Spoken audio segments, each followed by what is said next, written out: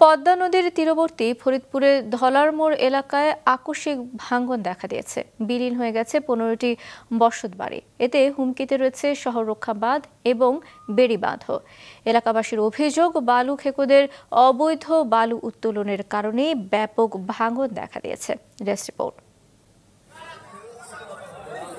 ফরিদপুর সদর উপজেলার ধলারমোড় এলাকায় শহর রক্ষা বাঁধ ও বেড়িবাঁধের মধ্যবর্তী স্থানে পানি উন্নয়ন বোর্ডের জায়গা থেকে অবৈধভাবে ড্রেজার দিয়ে বালু উত্তোলন করায় ওই এলাকায় ভাঙন দেখা দিয়েছে। পদ্মার পানি বাড়তে থাকায় ভাঙনের তীব্রতা বাড়ে।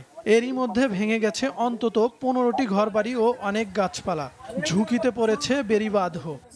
স্থানীয়দের অভিযোগ, আওয়ামী লীগ নেতা মোহাম্মদ আজম পানি উন্নয়ন বোর্ডের জায়গা দখল করে বালু উত্তোলন করায় ভাঙনের সৃষ্টি হয়েছে।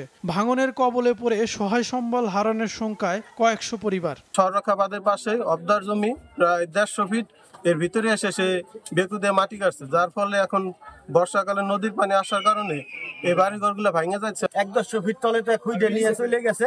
আর মনে করলেন যে পরে বালি হেলাইছে, বালি হেলানোর পরে আবার কাইটে নিয়ে গেছে খাড়া করে, তারপরে সবকিছু ডলকায় চলে গেছে। 30-40 ঘর বাড়ি ঘর আছে, 500-600 মানুষ আছে। ওর কাছে গেলে তোমার বাপের গেলে জায়গা নাকি।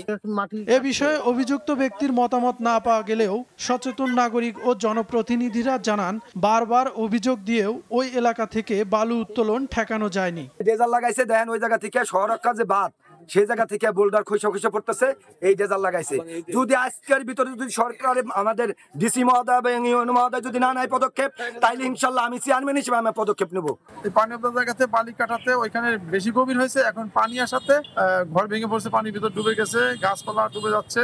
বাচ্চা মূলত পানি অবদার, যেই কারণে আমি তাদেরকে ইনফর্ম করেছি তারা যাতে ওইটা দ্রুত ওইটা রক্ষণাবেক্ষণের মধ্য দিয়ে এই বাঁধটা রক্ষা করে।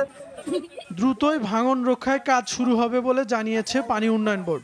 আমরা সাইটটি পরিদর্শন করি, আপদকালীন জরুরি প্রতিরক্ষা কাজ শুরু করব এবং আমরা মনে করি আমাদের পানি উন্নয়ন বোর্ডের কাজের মাধ্যমে উক্ত ভাঙন কবলিত স্থানটি ভাঙনের হাত থেকে রক্ষা পাবে। এদিকে মুন্সিগঞ্জের টুঙ্গিবাড়ির দিঘিরপাড় বাজারে পদ্মার ভাঙন দেখা দিয়েছে।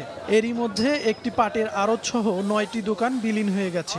পানি উন্নয়ন বোর্ড বলছে, ভাঙন রোধে গৃহীত প্রকল্পের কাজ চলছে, তবে কাজের ধীরগতি নিয়ে প্রশ্ন তুলছেন এলাকাবাসী। মাছরাঙ্গা নিউজ ডেস্ক।